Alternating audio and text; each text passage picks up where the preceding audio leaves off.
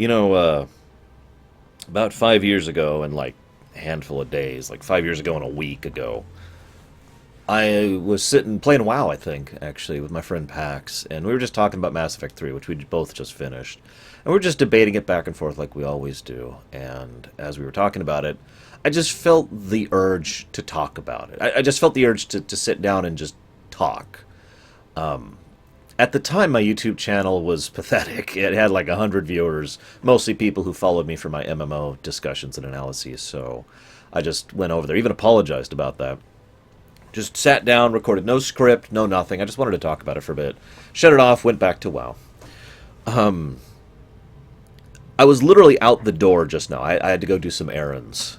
And I was walking out towards my car, and one of the things my brain does is it keeps processing things. Like after I've watched a movie or a show or played a game or whatever, my brain just kind of keeps like a back part of my brain just keeps kind of working on it and digesting it and analyzing it over and over and over and really going through it after I'm done with it. And I've been doing that for Andromeda ever since we finished it back on Saturday. And I'm walking out to the car and I'm like, you know what? And this is the reason I brought up this. I'm sure you guys have heard that story before. I'm sure even a decent amount of you actually found me as a result of that stupid, terrible video I recorded in the middle of my shift back at my old networking job. And when I had a little more hair and a little less everything else, was in worse shape. My health was deteriorating. I didn't even have a proper webcam or microphone. But I brought that up because I had it felt exactly the same. It felt like I just wanted to sit down and talk for a little bit. I just wanted to discuss, to talk. Because my brain has been processing Andromeda, and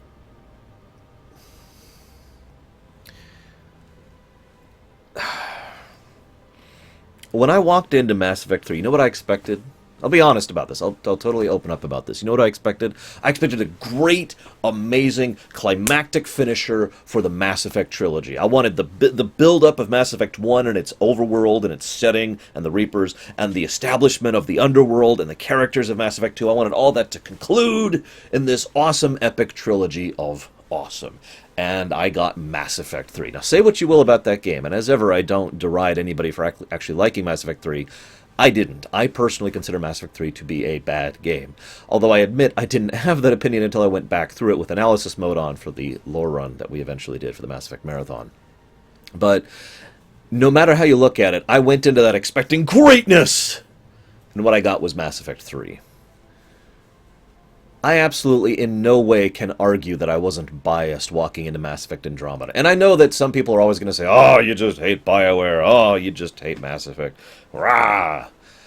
You were just an entitled person who had too high of expectations and blah, blah, blah. You know, all that crap. I'm sure people are going to toss that at me, and that's fine. I've gotten a little more used to that in the last few years.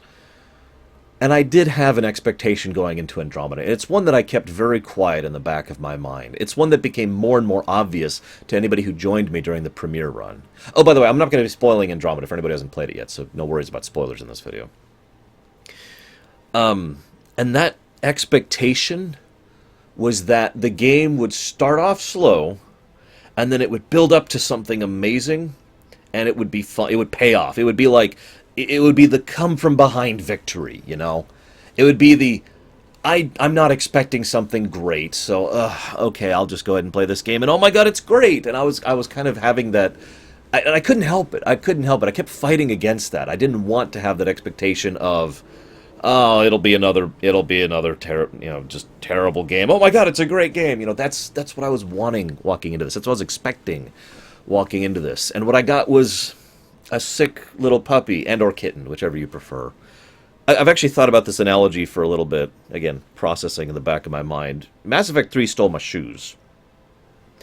Mass Effect Andromeda is a cute, and yet clearly wretched little puppy and or kitten that showed up at my doorstep. And I don't have the money, and I don't have the resources, I don't have the food or the medical care that poor little thing needs. And there's no place that'll take them around here. You know, there's no place I can take them. And that's actually true in real life. If a little kitten showed up at my door right now, I would be screwed because there's no place I could take them to. It's not like it was like 15 years ago where you could just take them to a nearby animal shelter and be like, here, you have to actually pay to take an animal to an animal shelter now. Can you believe that? Anyways, but that's how I felt with Andromeda. I don't hate Andromeda. I don't think Andromeda's a bad game. In fact, if you asked me to functionally compare Andromeda to Mass Effect 3, I would say Andromeda is better than Mass Effect 3. But at the same time, it's better in a weird way. Because I feel such a great swell of pity and